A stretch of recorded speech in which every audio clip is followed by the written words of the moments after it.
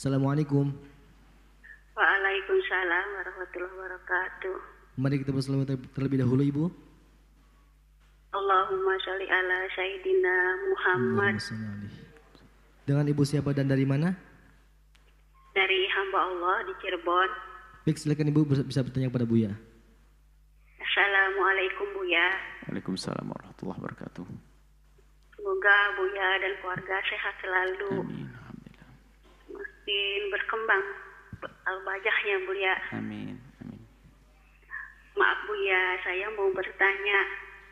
Gini Buya, dulu kan di kampung saya ada pesantren yang mengajarkan ilmu-ilmu tirakat.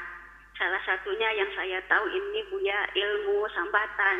Apa? Kalau diamalkan kita bisa meniru Ilmu yang hambatan, Bu, ya? kita sambat. Sambat-sambat. Bisa apa? Ilmu sambatan, Ilmu Buya. sambatan. Gimana? Kalau? Iya. Kalau Ilmu, ya, iya Buya. gimana ilmunya itu? Ilmu sambatan, contohnya gini Buya. Kalau nyambat monyet, perilaku kita seperti monyet gitu. Nyambat ceramah, kita bisa ceramah seperti yang disambatnya itu Buya. Apakah ilmu itu sesat atau bukan Buya? Apa ya itu Buya? Apa ini apalagi ada lagi Buya nih? Kalau yang punya itu ilmu itu meninggal, bagaimana Buya? Apa bisa diampuni oleh Allah Buya? Maksudnya ilmu, kalau saya punya ilmu itu bisa niru monyet gitu? Iya, kalau nyambat monyet itu bisa Gimana? Nyambat? perilaku seperti monyet ya. Terus? Ilmu disebutnya ilmu sambatan. Oh. Baik. Saya tidak mau jadi kayak monyet. Makasih Buya penjelasannya Buya. Baik. Assalamualaikum warahmatullahi wabarakatuh. Assalamualaikum. Ilmu hikmah tidak lain adalah ilmu bagaimana kita menanamkan keyakinan tentang zikir kalimat-kalimat Allah, dan kami yakin dengan itu kalimat akan mendapatkan keberkahan, kekuatan dari Allah. Tidak lebih dari itu. Jadi baca zikir dan sebagainya untuk mendapatkan kekuatan dari Allah. Tidak selain lebih dari itu. Kalau ada ilmu hikmah yang macam-macam ceritanya, wallah, kita tidak pernah kenal hal-hal begitu itu. Tidak pernah belajar juga. Yang jelas ada ilmu hikmah. Ilmu untuk bagaimana mendalami zikir-zikir untuk pengobatan. Sebab ada pengobatan itu dengan zikir-zikir yang mungkin bahasa sekarang kayak ruqyah. Itu bukan bahasa sekarang, bahasa Nabi itu ruqyah. Ruqyah itu adalah membaca ayat-ayat tertentu untuk kesembuhan. Itu ada. Ajarannya ada.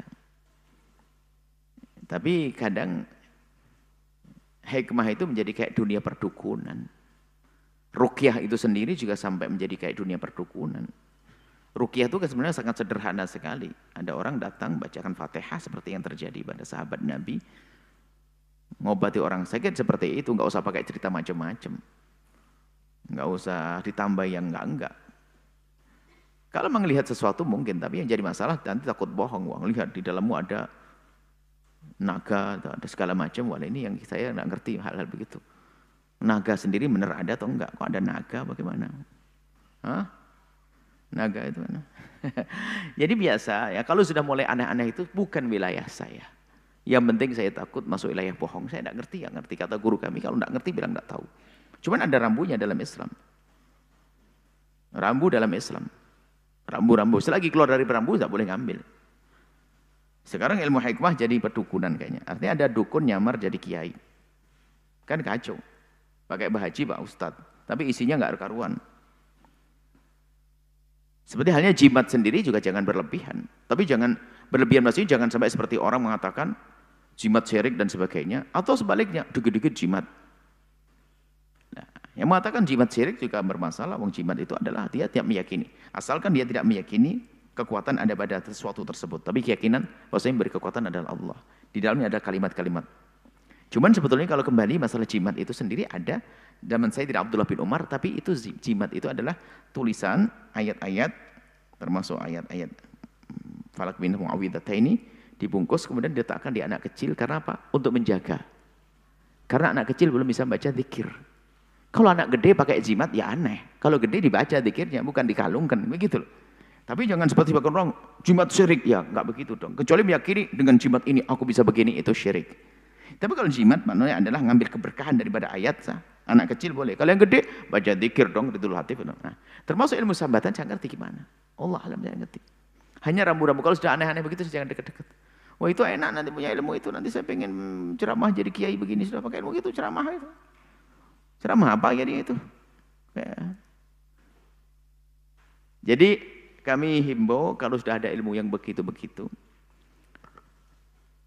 jauhilah, jangan terlalu dekat-dekat karena khawatir salah. Jadi yang perlu adalah Anda harus menjelaskan bagaimana caranya untuk mendapatkan ilmu tersebut dan apa yang ada dalam keyakinannya. Kalau seandainya kita ilmu, kalau kita diberi oleh Allah kekuatan untuk niru dengan ilmu tentu, misalnya apa? Baca ayat ini tiba-tiba kami bisa niru ini, enggak ada masalah. Meniru kera, cuma ngapain niru kera juga? Niru orang ceramah ya enak nanti. Mau nasihati orang, saya ceramah saya gimana niru orang itu. Ya berarti ini ilmu apa gitu? Kebenarannya seperti apa? Baik, jadi dikembalikan kepada caranya. Karena Anda belum banyak tahu, sudah jangan ikut-ikutan, jangan dekat-dekat sudahlah. Selagi tidak tahu jangan dekat-dekat. Harus tahu betul karena hubungannya dengan kalimat hikmah tadi. Kebenarannya seperti apa? Ya, khawatir ada hal-hal yang tidak baik semacam sihir dan sebagainya. Tapi tidak serta-merta kita menghukumi itu syirik, itu enggak, saya belum tahu. Ini rambu-rambu untuk semuanya. Saya belum tahu betul tentang hal itu, tapi paling intinya selagi kita belum yakin, belum tahu, jangan. Kalau ingin pandai ceramah, ngaji, belajar. Belajar yang serius. Kalau niru kera, enggak perlu ditiru kera. Kalau ini enggak usah, jadi jelas saja yang pasti-pasti aja dalam hidup itu enggak usah yang aneh-aneh seperti itu. Sebab ada orang macam-macam, ada saya minta ijazah kepada kiai, kenapa? Dia itu paling bebel bahasa Inggris. Ustadz saya minta puasa, ijazah, apa? Puasa berapa hari saja, 40 hari enggak apa-apa, yang penting langsung bisa bahasa Inggris. Aneh, belajar. Ya, bahasa Inggris pakai puasa begitu. Ini ada aneh-aneh nih. Terus akhirnya ada pengen puasa berhari-hari, pengen ketemu jin. Jadi salah alamat nih mondok no. Pengen puasa hanya pengen bisa berjalan di tembok. Ada ngapain cicak aja nggak pernah bangga dari dulu. Puasa pengen bisa berjalan di atas air, repot beli tiket 500.000 nyebrang sudah. Ada aneh-aneh hari ini guru model apa ini ngajari aneh-aneh itu. Suruh belajar yang serius jadi ulama, menyebarkan ilmu agama, bukan berjalan di atas air. Sudah banyak perahu sekarang ini. Pesawat terbang 500.000 Jakarta Surabaya beres. Wah, terbang di awang-awang.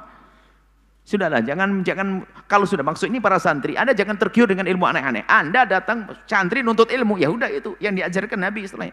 Yang aneh-aneh sudahlah.